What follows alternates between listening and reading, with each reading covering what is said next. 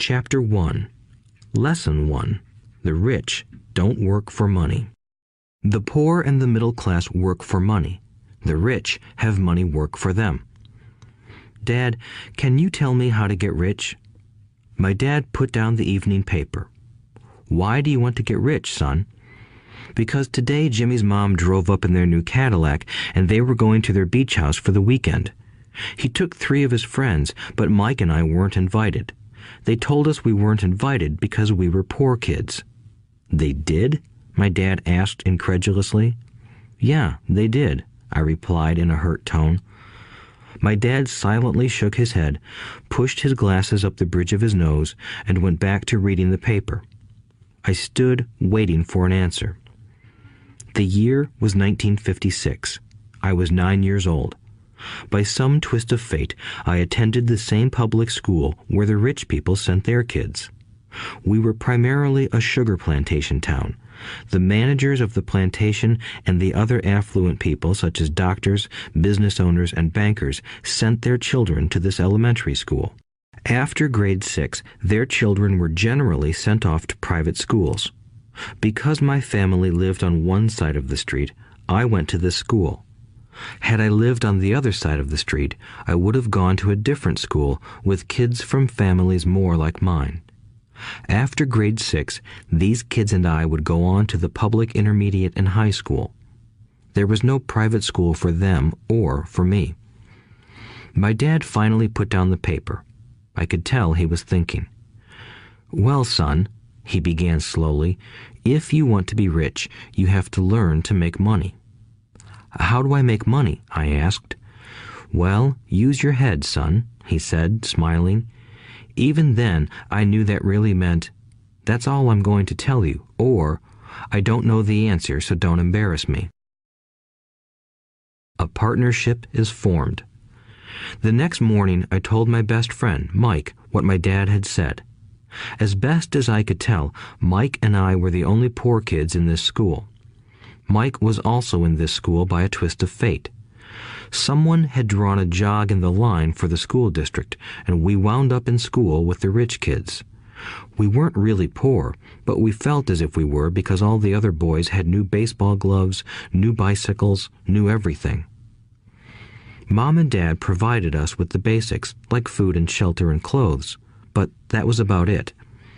My dad used to say, if you want something, work for it. We wanted things, but there was not much work available for 9-year-old boys. So what do we do to make money? Mike asked. I don't know, I said, but do you want to be my partner? He agreed, and so on that Saturday morning, Mike became my first business partner. We spent all morning coming up with ideas on how to make money. Occasionally, we talked about all the cool guys at Jimmy's beach house having fun. It hurt a little, but that hurt was good, because it inspired us to keep thinking of a way to make money. Finally, that afternoon, a bolt of lightning struck. It was an idea Mike got from a science book he had read. Excitedly, we shook hands, and the partnership now had a business. For the next several weeks, Mike and I ran around our neighborhood, knocking on doors and asking our neighbors if they would save their toothpaste tubes for us. With puzzled looks, most adults consented with a smile. Some asked us what we were doing, to which we replied, "We can't tell you. It's a business secret." My mom grew distressed as the weeks wore on. We had selected a site next to her washing machine as the place we would stockpile our raw materials. In a brown cardboard box that at one time held ketchup bottles, our little pile of used toothpaste tubes began to grow. Finally, my mom put her foot down. The sight of her neighbor's messy, crumpled, used toothpaste tubes had gotten to her.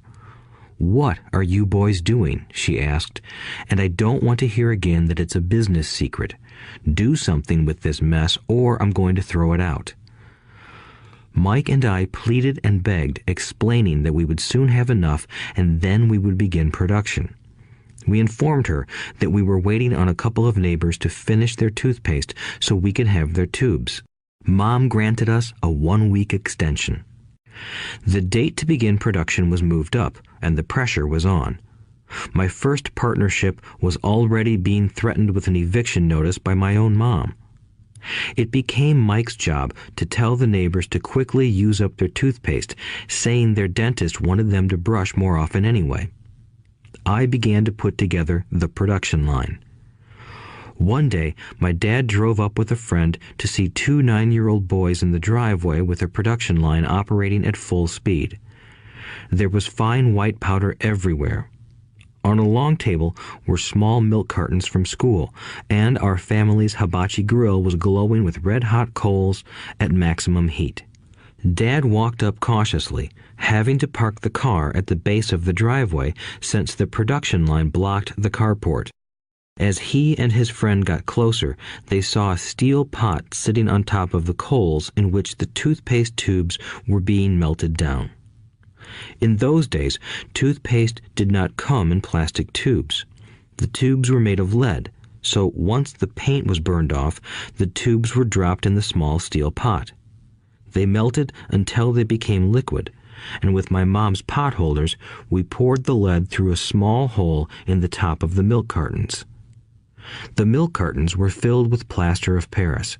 White powder was everywhere. In my haste, I had knocked the bag over, and the entire area looked like it had been hit by a snowstorm. The milk cartons were the outer containers for plaster of Paris molds. My dad and his friend watched as we carefully poured the molten lead through a small hole in the top of the plaster of Paris cube. "Careful," my dad said. I nodded without looking up.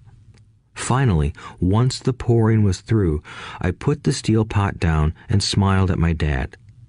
"What are you boys doing?" he asked with a cautious smile. "We're doing what you told me to do. We're going to be rich," I said. "Yup," said Mike, grinning and nodding his head. "We're partners." "And what is in those plaster molds?" my dad asked. "Watch," I said. "This should be a good batch." With a small hammer, I tapped at the seal that divided the cube in half. Cautiously, I pulled up the top half of the plaster mold, and a lead nickel fell out. "Oh my God," my dad said, "you're casting nickels out of lead." "That's right," Mike said. "We're doing as you told us to do. We're making money." My dad's friend turned and burst into laughter. My dad smiled and shook his head. Along with a fire and a box of spent toothpaste tubes, in front of him were two little boys covered with white dust, smiling from ear to ear. He asked us to put everything down and sit with him on the front step of our house. With a smile, he gently explained what the word counterfeiting meant. Our dreams were dashed. "You mean this is illegal?" asked Mike in a quivering voice. "Let them go," my dad's friend said. "They might be developing a natural talent." My dad glared at him.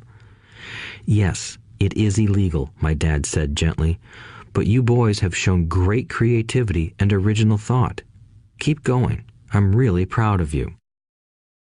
Disappointed, Mike and I sat in silence for about 20 minutes before we began cleaning up our mess. The business was over on opening day. Sweeping the powder up, I looked at Mike and said, "I guess Jimmy and his friends are right. We are poor." My father was just leaving as I said that. "Boys," he said, "you're only poor if you give up. The most important thing is that you did something. Most people only talk and dream of getting rich. You've done something.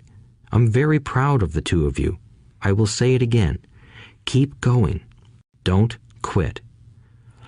Mike and I stood there in silence. They were nice words, but we still did not know what to do. "So how come you're not rich, Dad?" I asked. "Because I chose to be a school teacher. School teachers really don't think about being rich. We just like to teach. I wish I could help you, but I really don't know how to make money." Mike and I turned and continued our cleanup. "I know," said my dad. "If you boys want to learn how to be rich, don't ask me. Talk to your dad, Mike." "My dad?" asked Mike with a scrunched-up face. "Yeah, your dad. repeated my dad with a smile. "Your dad and I have the same banker, and he raves about your father. He's told me several times that your father is brilliant when it comes to making money." "My dad?" Mike asked again in disbelief. "Then how come we don't have a nice car and a nice house like the rich kids at school?" "A nice car and a nice house don't necessarily mean you're rich or you know how to make money," my dad replied. "Jimmy's dad works for the sugar plantation. He's not much different from me. He works for a company and I work for the government. The company buys the car for him. The sugar company is in financial trouble, and Jimmy's dad may soon have nothing. Your dad is different, Mike. He seems to be building an empire, and I suspect in a few years he will be a very rich man." With that, Mike and I got excited again. With new vigor, we began cleaning up the mess caused by our now defunct first business. As we were cleaning, we made plans for how and when to talk to Mike's dad. The problem was that Mike's dad worked long hours and often did not come home until late. His father owned warehouses, a construction company, a chain of stores, and 3 restaurants. It was the restaurants that kept him out late. Mike caught the bus home after we had finished cleaning up. He was going to talk to his dad when he got home that night and ask him if he would teach us how to become rich. Mike promised to call as soon as he had talked to his dad, even if it was late. The phone rang at 8:30 p.m. "Okay," I said, "next Saturday." I put the phone down. Mike's dad had agreed to meet with us. On Saturday, I caught the 7:30 a.m. bus to the poor side of town. The lessons begin. Mike and I met with his dad that morning at 8 o'clock. He was already busy, having been at work for more than an hour. His construction supervisor was just leaving in his pickup truck as I walked up to his simple, small, and tidy home. Mike met me at the door. "Dad's on the phone, and he said to wait on the back porch," Mike said as he opened the door. The old wooden floor creaked as I stepped across the threshold of the aging house. There was a cheap mat just inside the door. The mat was there to hide the years of wear from countless footsteps that the floor had supported. Although clean, it needed to be replaced. I felt claustrophobic as I entered the narrow living room that was filled with old, musty, overstuffed furniture that today would be collector's items. Sitting on the couch were 2 women, both a little older than my mom. Across from the women sat a man in workman's clothes. He wore khaki slacks and a khaki shirt, neatly pressed but without starch, and polished work boots. He was about 10 years older than my dad. They smiled as Mike and I walked past them toward the back porch. I smiled back shyly. "Who are those people?" I asked. "Oh, they work for my dad. The older man runs his warehouses, and the women are the managers of the restaurants. And as you arrived, you saw the construction supervisor who was working on a road project about 50 miles from here. His other supervisor, who was building a track of houses, left before you got here." "Does this go on all the time?" I asked. "Not always, but quite often," said Mike, smiling as he pulled up a chair to sit down next to me. "I asked my dad if he would teach us to make money," Mike said. "Oh, and what did he say to that?" I asked with cautious curiosity. "Well, he had a funny look on his face at first, and then he said he would make us an offer." "Oh," I said, rocking my chair back against the wall. I sat there, perched on 2 rear legs of the chair. Mike did the same thing. "Do you know what the offer is?" I asked. "No, but we'll soon find out." Suddenly, Mike's dad burst through the rickety screen door and onto the porch. Mike and I jumped to our feet, not out of respect, but because we were startled. "Ready, boys?" he asked as he pulled up a chair to sit down with us. We nodded our heads as we pulled our chairs away from the wall to sit in front of him. He was a big man, about 6 feet tall and 200 pounds. My dad was taller, about the same weight, and 5 years older than Mike's dad. They sort of looked alike, though not of the same ethnic makeup. Maybe their energy was similar. "Mike says you want to learn to make money. Is that correct, Robert?" I nodded my head quickly, but with a little trepidation. He had a lot of power behind his words and smile. "Okay, here's my offer. I'll teach you, but I won't do it classroom style. You work for me, I'll teach you. You don't work for me, I won't teach you. I can teach you faster if you work, and I'm wasting my time if you just want to sit and listen like you do in school. That's my offer. Take it or leave it." May I ask a question first?" I asked. "No. Take it or leave it. I've got too much work to do to waste my time. If you can't make up your mind decisively, then you'll never learn to make money anyway. Opportunities come and go. Being able to know when to make quick decisions is an important skill. You have the opportunity that you asked for. School is beginning, or it's over, in 10 seconds, Mike's dad said with a teasing smile. "Take it," I said. "Take it," said Mike. "Good," said Mike's dad. "Mrs. Martin will be by in 10 minutes. After I'm through with her, you'll ride with her to my superette and you can begin working. I'll pay you 10 cents an hour and you'll work 3 hours every Saturday." "But I have a softball game today," I said. Mike's dad lowered his voice to a stern tone. "Take it or leave it," he said. "I'll take it," I replied, choosing to work and learn instead of playing. 30 cents later. By 9 a.m. that day, Mike and I were working for Mrs. Martin. She was a kind and patient woman. She always said that Mike and I reminded her of her 2 grown sons. Although kind, she believed in hard work and kept us moving. We spent 3 hours taking canned goods off the shelves, brushing each can with a feather duster to get the dust off, and then restacking them neatly. It was excruciatingly boring work.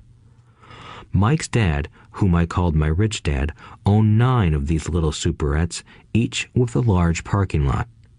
They were the early version of the 7-Eleven convenience stores, little neighborhood grocery stores where people bought items such as milk, bread, butter, and cigarettes. The problem was that this was Hawaii before air conditioning was widely used, and the stores could not close their doors because of the heat. On 2 sides of the store, the doors had to be wide open to the road and parking lot. Every time a car drove by or pulled into the parking lot, dust would swirl and settle in the store. We knew we had a job as long as there was no air conditioning. For 3 weeks, Mike and I reported to Mrs. Martin and worked our 3 hours. By noon, our work was over, and she dropped 3 little dimes in each of our hands. Now, even at the age of 9 in the mid-1950s, 30 cents was not too exciting. Comic books cost 10 cents back then, so I usually spent my money on comic books and went home. By Wednesday of the 4th week, I was ready to quit. I had agreed to work only because I wanted to learn to make money from Mike's dad, and now I was a slave for 10 cents an hour. On top of that, I had not seen Mike's dad since that first Saturday. "I'm quitting," I told Mike at lunchtime. School was boring, and now I did not even have my Saturdays to look forward to. But it was the 30 cents that really got to me. This time, Mike smiled. "What are you laughing at?" I asked with anger and frustration. "Dad said this would happen. He said to meet with him when you were ready to quit." "What?" I said indignantly. "He's been waiting for me to get fed up?" "Sort of," Mike said. "Dad's kind of different. He doesn't teach like your dad. Your mom and dad lecture a lot. My dad is quiet and a man of few words. You just wait till this Saturday. I'll tell him you're ready." "You mean I've been set up?" "No, not really. But maybe. Dad will explain on Saturday." Waiting in line on Saturday. I was ready to face Mike's dad. Even my real dad was angry with him. My real dad, the one I called the poor one, thought that my rich dad was violating child labor laws and should be investigated. My educated poor dad told me to demand what I deserve, at least 25 cents an hour. My poor dad told me that if I did not get a raise, I was to quit immediately. "You don't need that damn job anyway," said my poor dad with indignation. At 8 o'clock Saturday morning, I walked through the door of Mike's house when Mike's dad opened it. "Take a seat and wait in line," he said as I entered. He turned and disappeared into his little office next to a bedroom. I looked around the room and didn't see Mike anywhere. Feeling awkward, I cautiously sat down next to the same two women who were there 4 weeks earlier. They smiled and slid down the couch to make room for me. 45 minutes went by, and I was steaming. The two women had met with him and left 30 minutes earlier. An older gentleman was in there for 20 minutes and was also gone. The house was empty, and here I sat in a musty, dark living room on a beautiful, sunny Hawaiian day, waiting to talk to a cheapskate who exploited children. I could hear him rustling around the office, talking on the phone, and ignoring me. I was ready to walk out, but for some reason I stayed. Finally, 15 minutes later, at exactly 9 o'clock, Rich Dad walked out of his office, said nothing, and signaled with his hand for me to enter. "I understand you want a raise or you're going to quit," Rich Dad said as he swiveled in his office chair. "Well, you're not keeping your end of the bargain," I blurted out, nearly in tears. It was really frightening for me to confront a grown-up. "You said that you would teach me if I worked for you. Well, I've worked for you. I've worked hard. I've given up my baseball games to work for you, but you haven't kept your word, and you haven't taught me anything. You are a crook like everyone in town thinks you are. You're greedy. You want all the money and don't take care of your employees. You made me wait and don't show me any respect. I'm only a little boy, but I deserve to be treated better." Rich Dad rocked back in his swivel chair, hands up to his chin, and stared at me. "Not bad," he said. "In less than a month, you sound like most of my employees." "What?" I asked. Not understanding what he was saying, I continued with my grievance. "I thought you were going to keep your end of the bargain and teach me. Instead, you want to torture me? That's cruel. That's really cruel." "I am teaching you," Rich Dad said quietly. "What have you taught me? Nothing," I said angrily. "You haven't even talked to me once since I agreed to work for peanuts. 10 cents an hour. Ha! I should notify the government about you. We have child labor laws, you know. My dad works for the government, you know." "Wow," said Rich Dad. "Now you sound just like most of the people who used to work for me. People I've either fired or who have quit." "So, what do you have to say?" I demanded, feeling pretty brave for a little kid. "You lied to me. I've worked for you, and you have not kept your word. You haven't taught me anything." "How do you know that I've not taught you anything?" asked Rich Dad calmly. "Well, you've never talked to me. I've worked for 3 weeks, and you have not taught me anything," I said with a pout. "Does teaching mean talking or a lecture?" Rich Dad asked. "Well, yes," I replied. "That's how they teach you in school," he said, smiling. "But that is not how life teaches you, and I would say that life is the best teacher of all.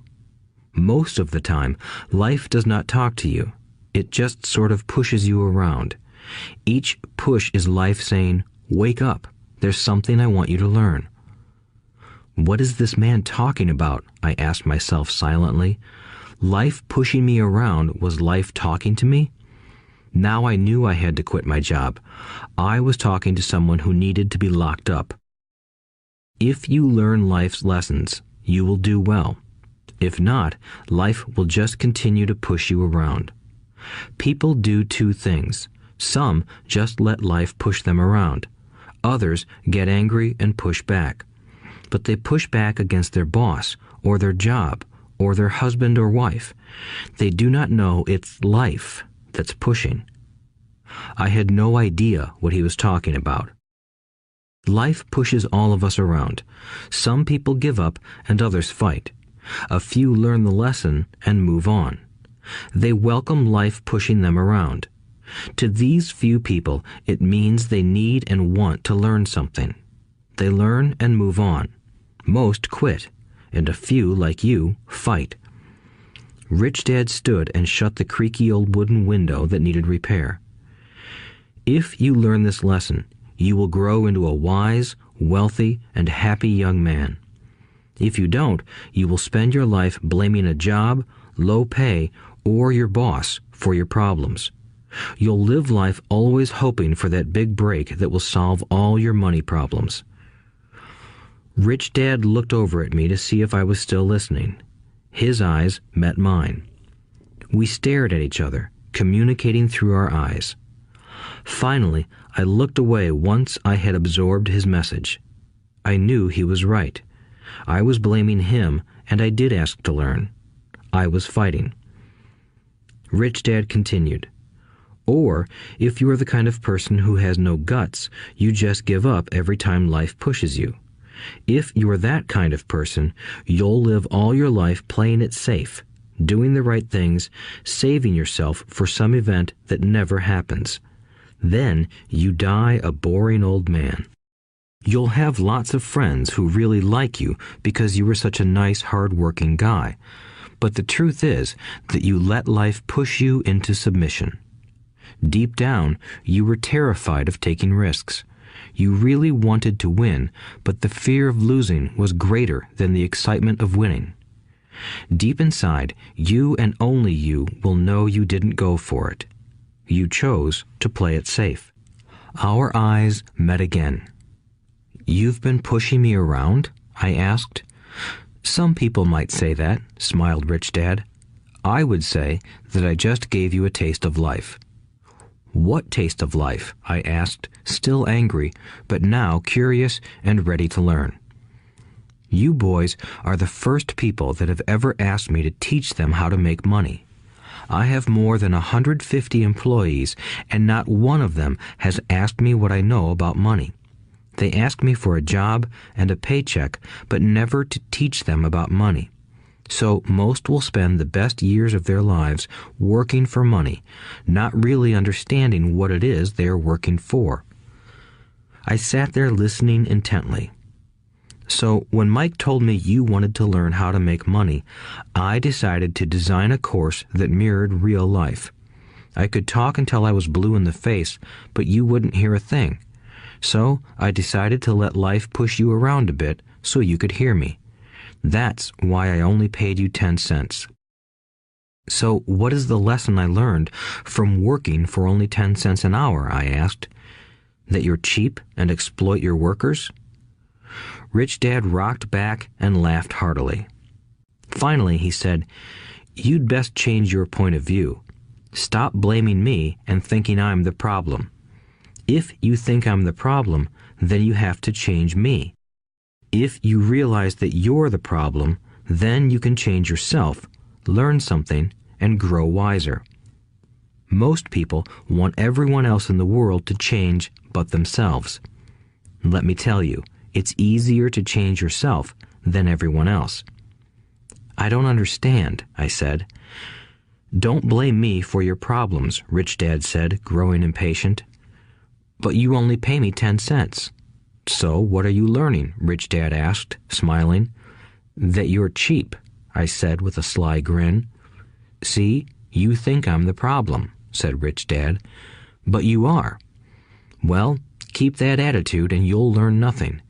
Keep the attitude that I'm the problem, and what choices do you have?" "Well, if you don't pay me more or show me more respect and teach me, I'll quit." "Well put," Rich Dad said, "and that's exactly what most people do. They quit and go looking for another job, a better opportunity and higher pay, actually thinking that this will solve the problem. In most cases, it won't." "So what should I do?" I asked. "Just take this measly 10 cents an hour and smile?" Rich Dad smiled.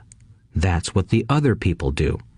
But that's all they do, waiting for a raise, thinking that more money will solve their problems. Most just accept it, and some take a second job working harder, but again, accepting a small paycheck." I sat staring at the floor, beginning to understand the lesson Rich Dad was presenting. I could sense it was a taste of life.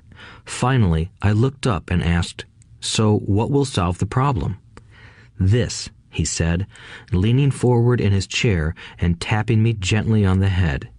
this stuff between your ears.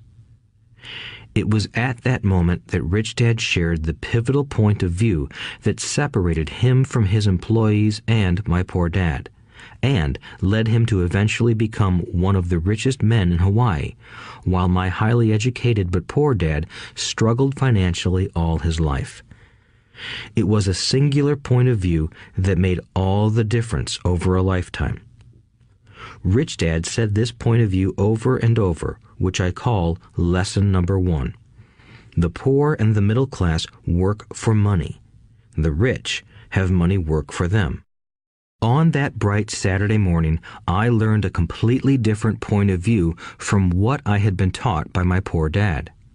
At the age of 9, I understood that both dads wanted me to learn. Both dads encouraged me to study, but not the same things. My highly educated dad recommended that I do what he did.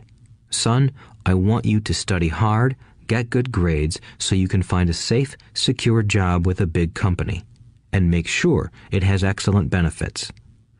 My rich dad wanted me to learn how money works so I could make it work for me. These lessons I would learn through life with his guidance, not because of a classroom. My rich dad continued my first lesson. I'm glad you got angry about working for 10 cents an hour. If you hadn't got angry and had simply accepted it, I would have to tell you that I could not teach you. You see, true learning takes energy, passion, and a burning desire. Anger is a big part of that formula, for passion is anger and love combined.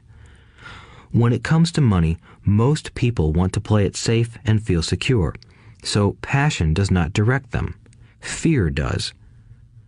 So is that why they'll take jobs with low pay? I asked. Yes, said Rich Dad. Some people say I exploit people because I don't pay as much as the sugar plantation or the government. I say the people exploit themselves. It's their fear, not mine. But don't you feel you should pay them more? I asked. I don't have to. And besides, more money will not solve their problems. Just look at your dad. He makes a lot of money, and he still can't pay his bills. Most people, given more money, only get into more debt. So that's why the 10 cents an hour, I said, smiling. It's part of the lesson. That's right, smiled Rich Dad. You see, your dad went to school and got an excellent education so he could get a high-paying job. But he still has money problems because he never learned anything about money in school. On top of that, he believes in working for money. And you don't? I asked. No, not really, said Rich Dad. If you want to learn to work for money, then stay in school. That is a great place to learn to do that. But if you want to learn how to have money work for you, then I will teach you that. But only if you want to learn. Wouldn't everyone want to learn that? I asked. No, said Rich Dad, simply because it's easier to learn to work for money, especially if fear is your primary emotion when the subject of money is discussed. I don't understand, I said with a frown. Don't worry about that for now. Just know that it's fear that keeps most people working at a job. The fear of not paying their bills, the fear of being fired, the fear of not having enough money, and the fear of starting over. That's the price of studying to learn a profession or trade and then working for money. Most people become a slave to money and then get angry at their boss. Learning to have money work for you is a completely different course of study? I asked. Absolutely, Rich Dad answered. Absolutely. We sat in the silence on that beautiful Hawaiian Saturday morning. My friends had just started their Little League baseball game, but for some reason I was now thankful I had decided to work for 10 cents an hour. I sensed that I was about to learn something my friends wouldn't learn in school. Ready to learn? Asked Rich Dad. Absolutely, I said with a grin. I have kept my promise. I've been teaching you from afar, my Rich Dad said. At 9 years old, you've gotten a taste of what it feels like to work for money. Just multiply your last month by 50 years, and you will have an idea of what most people spend their life doing. I don't understand, I said. How did you feel waiting in line to see me, once to get hired and once to ask for more money? Terrible, I said. If you choose to work for money, that is what life will be like, said Rich Dad. And how did you feel when Mrs. Martin dropped 3 dimes in your hand for 3 hours of work? I felt like it wasn't enough. It seemed like nothing. I was disappointed, I said. And that is how most employees feel when they look at their paychecks, especially after all the tax and other deductions are taken out. At least you got 100%. You mean most workers don't get paid everything? I asked with amazement. Heavens no, said Rich Dad. The government always takes its share first. How do they do that? I asked. Taxes, said Rich Dad. You're taxed when you earn. You're taxed when you spend. You're taxed when you save. You're taxed when you die. Why do people let the government do that to them? The rich don't, said Rich Dad with a smile. The poor and the middle class do. I'll bet you that I earn more than your dad, yet he pays more in taxes. How can that be? I asked. At my age, that made no sense to me. Why would someone let the government do that to them? Rich Dad rocked slowly and silently in his chair, just looking at me. Ready to learn? He asked. I nodded my head slowly.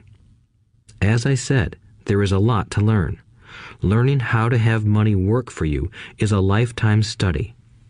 Most people go to college for 4 years and their education ends.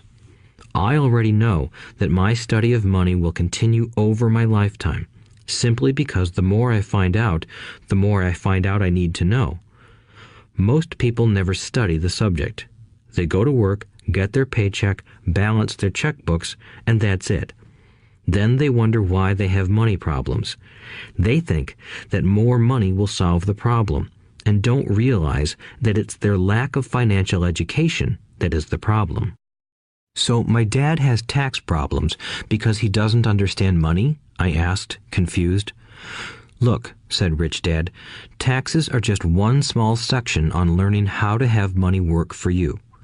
Today, I just wanted to find out if you still have the passion to learn about money. Most people don't. They want to go to school, learn a profession, have fun at their work, and earn lots of money. One day they wake up with big money problems, and then they can't stop working. That's the price of only knowing how to work for money instead of studying how to have money work for you. So, do you still have the passion to learn? Asked Rich Dad. I nodded my head. Good, said Rich Dad. Now get back to work. This time, I will pay you nothing. What? I asked in amazement. You heard me. Nothing. You will work the same 3 hours every Saturday, but this time you will not be paid 10 cents per hour. You said you wanted to learn to not work for money, so I'm not going to pay you anything. I couldn't believe what I was hearing. I've already had this conversation with Mike, and he's already working, dusting and stacking canned goods for free. You better hurry and get back there. That's not fair, I shouted. You've got to pay something. You said you wanted to learn. If you don't learn this now, you'll grow up to be like the 2 women and the older man sitting in my living room, working for money and hoping I don't fire them. Or, like your dad, earning lots of money only to be in debt up to his eyeballs, hoping more money will solve the problem. If that's what you want, I'll go back to our original deal of 10 cents an hour. Or you can do what most adults do. Complain that there is not enough pay, quit, and go looking for another job. But what do I do? I asked. Rich Dad tapped me on the head. Use this, he said. If you use it well, you will soon thank me for giving you an opportunity, and you will grow into a rich man. I stood there, still not believing what a raw deal I was handed. I came to ask for a raise, and somehow I was instead working for nothing. Rich Dad tapped me on the head again and said, use this. Now, get out of here and get back to work. Lesson number 1. The rich don't work for money. I didn't tell my poor dad I wasn't being paid. He wouldn't have understood, and I didn't want to try to explain something I didn't understand myself. For 3 more weeks, Mike and I worked 3 hours every Saturday for nothing. The work didn't bother me, and the routine got easier. But it was the missed baseball games and not being able to afford to buy a few comic books that got to me. Rich Dad stopped by at noon on the 3rd week. We heard his truck pull up in the parking lot and sputter when the engine was turned off. He entered the store and greeted Mrs. Martin with a hug. After finding out how things were going in the store, he reached into the ice cream freezer, pulled out 2 bars, paid for them, and signaled to Mike and me. "Let's go for a walk, boys." We crossed the street, dodging a few cars, and walked across a large grassy field where a few adults were playing softball. Sitting down at a lone picnic table, he handed Mike and me the treats. "How's it going, boys?" "Okay," Mike said. I nodded in agreement. "Learn anything yet?" Rich Dad asked. Mike and I looked at each other, shrugged our shoulders, and shook our heads in unison. Avoiding one of life's biggest traps. Well, you boys had better start thinking. You're staring at one of life's biggest lessons. If you learn it, you'll enjoy a life of great freedom and security. If you don't, you'll wind up like Mrs. Martin and most of the people playing softball in this park. They work very hard for little money, clinging to the illusion of job security and looking forward to a 3-week vacation each year and maybe a skimpy pension after 45 years of service. If that excites you, I'll give you a raise to 25 cents an hour. But these are good, hard-working people. Are you making fun of them? I demanded. A smile came over Rich Dad's face. Mrs. Martin is like a mother to me. I would never be that cruel. I may sound unkind because I'm doing my best to point something out to the 2 of you. I want to expand your point of view so you can see something most people never have the benefit of seeing because their vision is too narrow. Most people never see the trap they are in. Mike and I sat there, uncertain of his message. He sounded cruel, yet we could sense he was trying to drive home a point. With a smile, Rich Dad said, "Doesn't that 25 cents an hour sound good? Doesn't it make your heart beat a little faster?" I shook my head no, but it really did. 25 cents an hour would be big bucks to me. "Okay, I'll pay you $1 an hour," Rich Dad said, with a sly grin. Now my heart started to race. My brain was screaming, "Take it, take it." I could not believe what I was hearing. Still, I said nothing. "Okay, $2 an hour." My little brain and heart nearly exploded. After all, it was 1956, and being paid $2 an hour would have made me the richest kid in the world. I couldn't imagine earning that kind of money. I wanted to say yes. I wanted the deal. I could picture a new bicycle, new baseball glove, and the adoration of my friends when I flashed some cash. On top of that, Jimmy and his rich friends could never call me poor again. But somehow, my mouth stayed shut. The ice cream had melted and was running down my hand. Rich Dad was looking at 2 boys staring back at him, eyes wide open and brains empty. He was testing us, and he knew there was a part of our emotions that wanted to take the deal. He understood that every person has a weak and needy part of their soul that can be bought, and he knew that every individual also had a part of their soul that was resilient and could never be bought. It was only a question of which one was stronger. "Okay, $5 an hour." Suddenly, I was silent. Something had changed. The offer was too big and ridiculous. Not many grown-ups in 1956 made more than that, but quickly my temptation disappeared and calm set in. Slowly, I turned to my left to look at Mike. He looked back at me. The part of my soul that was weak and needy was silenced. The part of me that had no price took over. I knew Mike had gotten to that point too. Good, said Rich Dad softly. Most people have a price, and they have a price because of human emotions named fear and greed. First, the fear of being without money motivates us to work hard, and then, once we get that paycheck, greed or desire starts us thinking about all the wonderful things money can buy. The pattern is then set. What pattern? I asked. The pattern of get up, go to work, pay bills, get up, go to work, pay bills. People's lives are forever controlled by two emotions, fear and greed. Offer them more money, and they continue the cycle by increasing their spending. This is what I call the rat race. There is another way? Mike asked. Yes, said Rich Dad slowly, but only a few people find it. And what is that way? Mike asked. That's what I hope you boys will learn as you work and study with me. That is why I took away all forms of pay. Any hints? Mike asked. We're kind of tired of working hard, especially for nothing. Well, the first step is telling the truth, said Rich Dad. We haven't been lying, I said. I did not say you were lying. I said to tell the truth, Rich Dad retorted. The truth about what? I asked. How you're feeling, Rich Dad said. You don't have to say it to anyone else. Just admit it to yourself. You mean the people in this park, the people who work for you, Mrs. Martin, they don't do that? I asked. I doubt it, said Rich Dad. Instead, they feel the fear of not having money. They don't confront it logically. They react emotionally instead of using their heads, Rich Dad said. Then, they get a few bucks in their hands, and again, the emotions of joy, desire, and greed take over. And again they react instead of think. So their emotions control their brain, Mike said.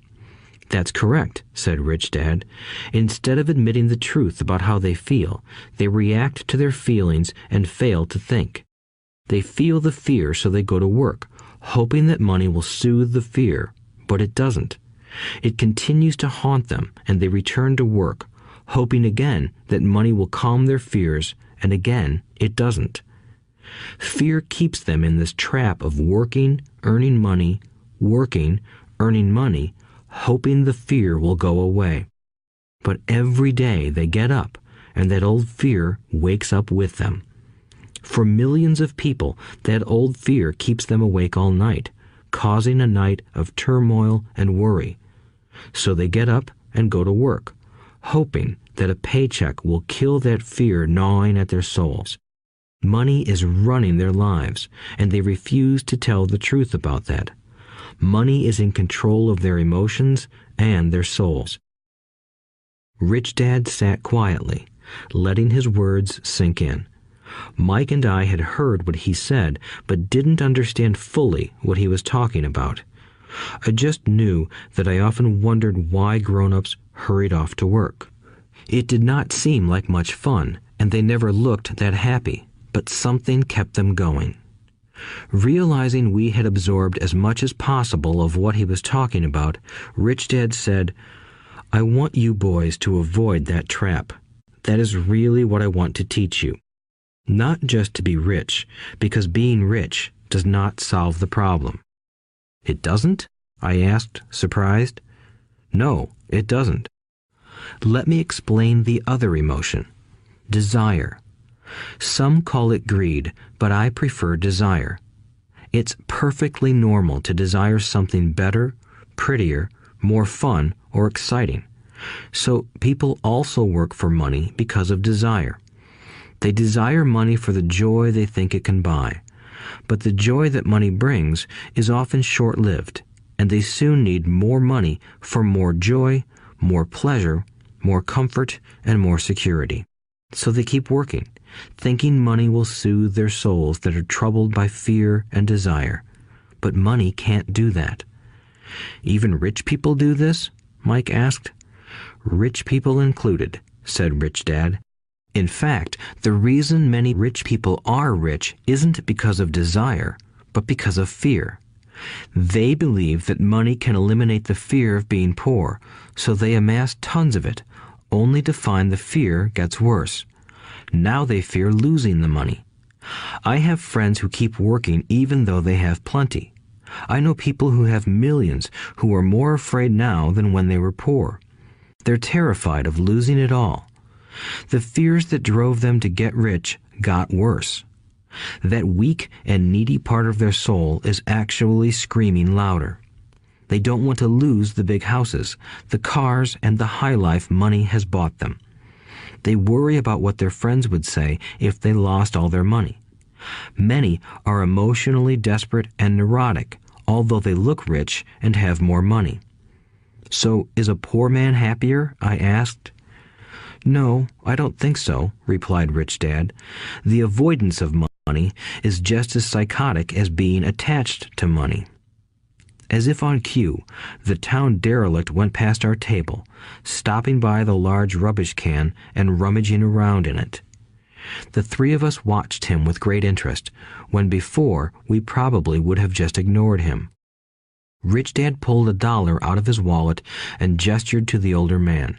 Seeing the money, the derelict came over immediately, took the bill, thanked Rich Dad profusely, and hurried off, ecstatic with his good fortune. He's not much different from most of my employees, said Rich Dad. I've met so many people who say, "Oh, I'm not interested in money," yet they'll work at a job for 8 hours a day. That's a denial of truth. If they weren't interested in money, then why are they working?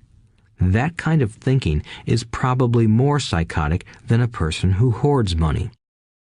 As I sat there listening to my Rich Dad, my mind flashed back to the countless times my own dad said, "I'm not interested in money." He said those words often. He also covered himself by always saying, "I work because I love my job." So, what do we do? I asked. Not work for money until all traces of fear and greed are gone?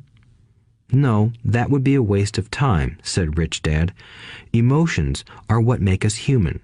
The word emotion stands for energy in motion. Be truthful about your emotions and use your mind and emotions in your favor, not against yourself. Whoa, said Mike. Don't worry about what I just said. It will make more sense in years to come. Just be an observer, not a reactor to your emotions. Most people do not know that it's their emotions that are doing the thinking.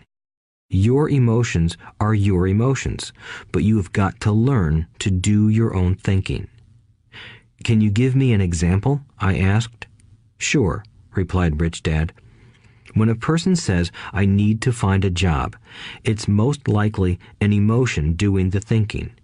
Fear of not having money generates that thought. But people do need money if they have bills to pay, I said.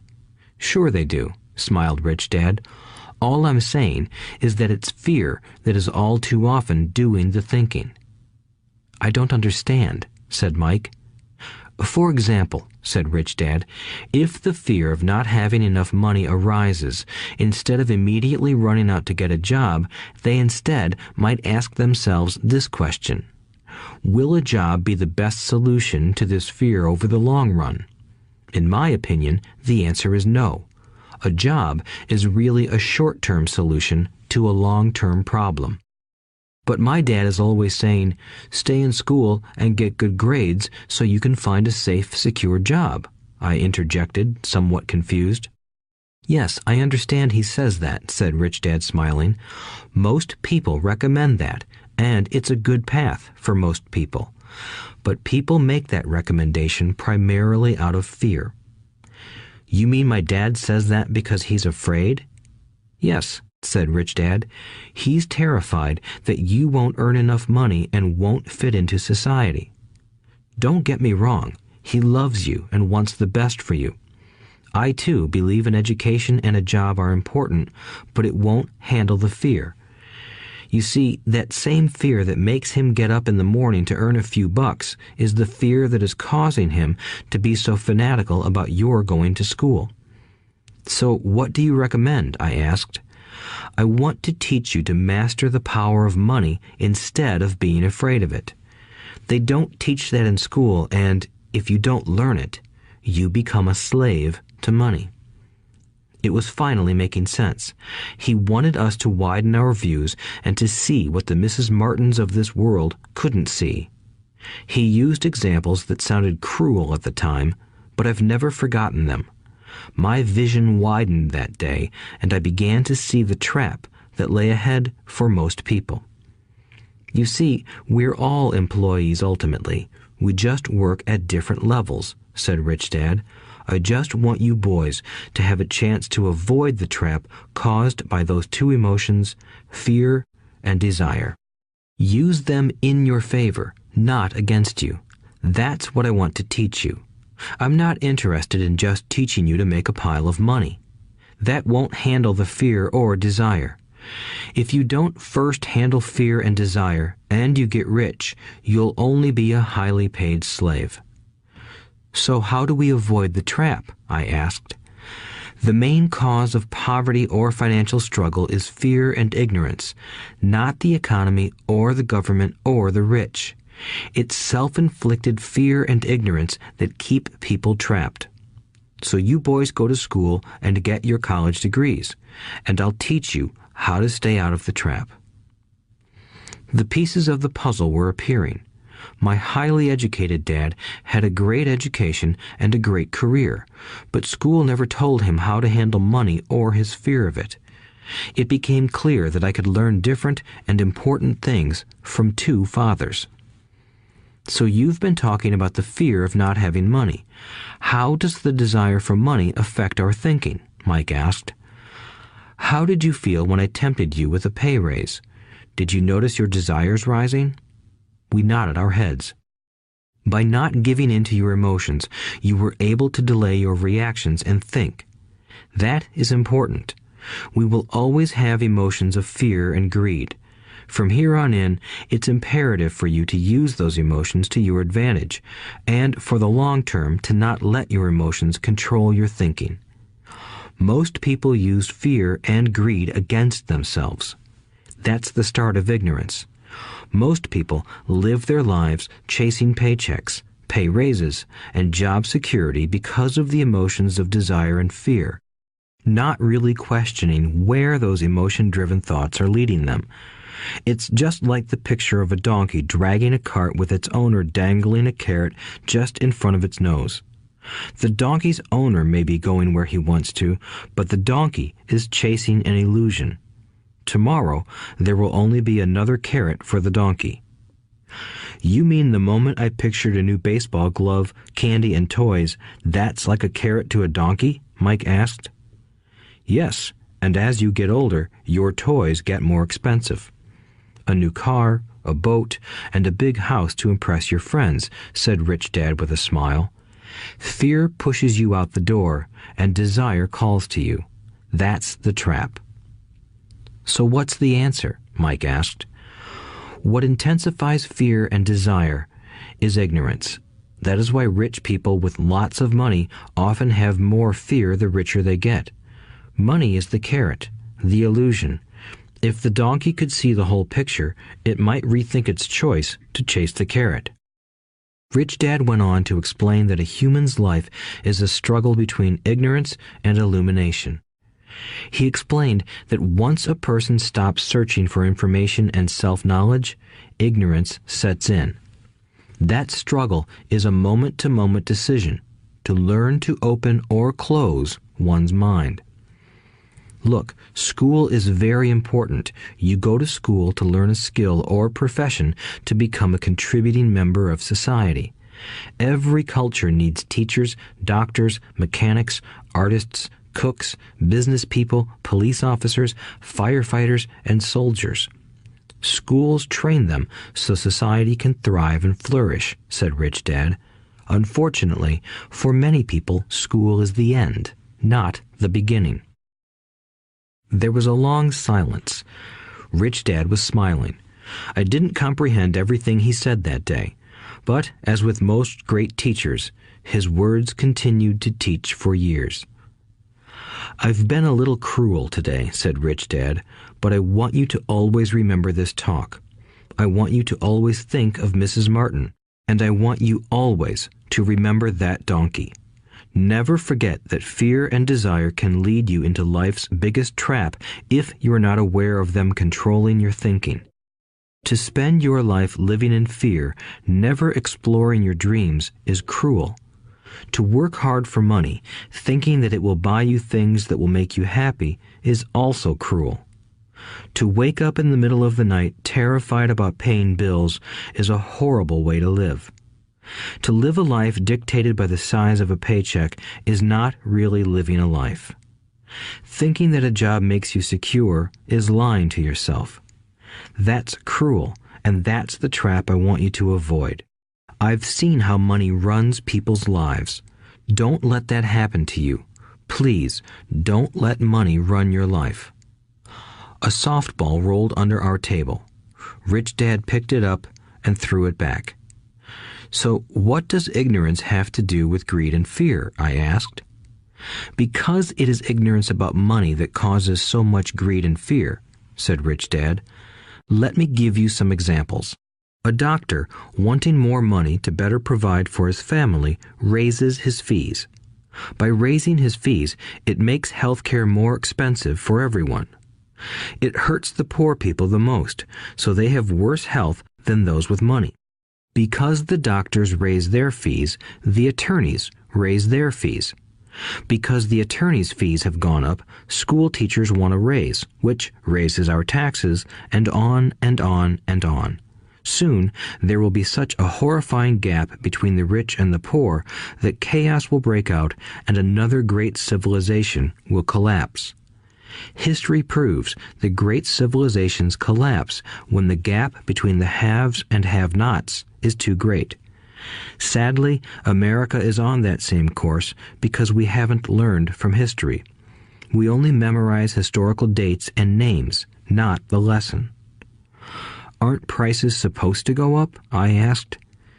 "In an educated society with a well-run government, prices should actually come down. Of course, that is often only true in theory. Prices go up because of greed and fear caused by ignorance. If schools taught people about money, there would be more money and lower prices. But schools focus only on teaching people to work for money, not how to harness money's power." "But don't we have business schools?" Mike asked. "And haven't you encouraged me to go for my MBA?" "Yes," said Rich Dad, "but all too often business schools train employees to become sophisticated bean counters. Heaven forbid a bean counter takes over a business. All they do is look at the numbers, fire people, and kill the business. I know this because I hire bean counters. All they think about is cutting costs and raising prices, which cause more problems. Bean counting is important. I wish more people knew it, but it, too, is not the whole picture," added Rich Dad angrily. "So, is there an answer?" asked Mike. "Yes," said Rich Dad. "Learn to use your emotions to think, not think with your emotions. When you boys mastered your emotions by agreeing to work for free, I knew there was hope. When you again resisted your emotions when I tempted you with more money, you were again learning to think in spite of being emotionally charged. That's the first step." "Why is that step so important?" I asked. "Well, that's up to you to find out. If you want to learn, I'll take you boys into the briar patch, a place almost everyone else avoids. If you go with me, you'll let go of the idea of working for money and instead learn to have money work for you." "And what will we get if we go with you? What if we agree to learn from you? What will we get?" I asked. "The same thing Brer Rabbit got," said Rich Dad, referring to the classic children's story. "Is there a briar patch?" I asked. "Yes," said Rich Dad. "The briar patch is our fear and greed. Confronting fear, weaknesses, and neediness by choosing our own thoughts is the way out." "Choosing our thoughts?" Mike asked, puzzled. "Yes, choosing what we think rather than reacting to our emotions. Instead of just getting up and going to work because not having the money to pay your bills is scaring you, ask yourself, is working harder at this the best solution to this problem? Most people are too afraid to rationally think things through and instead run out the door to a job they hate. The tar baby is in control. That's what I mean by choosing your thoughts. And how do we do that? Mike asked. That's what I will teach you. I'll teach you to have a choice of thoughts rather than a knee-jerk reaction, like gulping down your morning coffee and running out the door. Remember what I said before. A job is only a short-term solution to a long-term problem. Most people have only one problem in mind, and it's short-term. It's the bills at the end of the month, the tar baby. Money controls their lives, or should I say the fear and ignorance about money controls it. So they do as their parents did. They get up every day and go work for money, not taking the time to ask the question, is there another way? Their emotions now control their thinking, not their heads. Can you tell the difference between emotions thinking and the head thinking? Mike asked. Oh yes, I hear it all the time, said Rich Dad. I hear things like, well, everyone has to work, or the rich are crooks, or I'll get another job, I deserve this raise, you can't push me around, or I like this job because it's secure. No one asks, is there something I'm missing here? Which would break through the emotional thought and give you time to think clearly. As we headed back to the store, Rich Dad explained that the rich really did make money. They did not work for it. He went on to explain that when Mike and I were casting 5-cent pieces out of lead, thinking we were making money, we were very close to thinking the way the rich think. The problem was that creating money is legal for the government and banks to do, but illegal for us to do. There are legal ways to create money from nothing, he told us. Rich Dad went on to explain that the rich know that money is an illusion, truly like the carrot for the donkey.